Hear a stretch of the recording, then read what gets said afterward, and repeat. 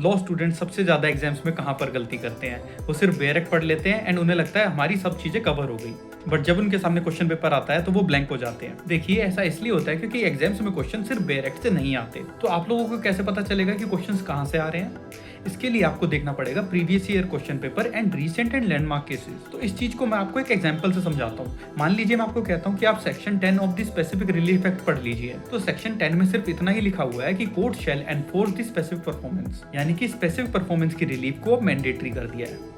But अब exams में आपसे क्वेश्चन कैसे पूछे जाएंगे? वो पूछ लेंगे कि बताओ सेक्शन 10 रेट्रोस्पेक्टिव है या प्रोस्पेक्टिव है। अब इस चीज का जवाब सेक्शन कहीं भी नहीं देता, तो आपको आंसर मिलेगा केस लॉ में। तो एक काफी famous and recent case law है कट्टा सुजाता रेड्डी। मैं इस केस का नाम डिस्क्रिप्शन में मेंशन कर दूंगा। तो इस केस में ऑनरेबल सुप्रीम कोर्ट ने कहा था कि ये सेक्शन 10 आपका प्रोस्पेक्टिव इन नेचर है, बिकॉज सेक्शन 10 आपको एक सब्सटेंटिव राइट दे रहा है। आपका ये राइट बन चुका है कि आप स्पेसिफिक परफॉर्मेंस डिमांड कर सकते हैं फ्रॉम दी कोर्ट। तो पहले ये डिस्क्रिशनरी रिलीफ थी, अब ये मैंडेटरी हो गई है।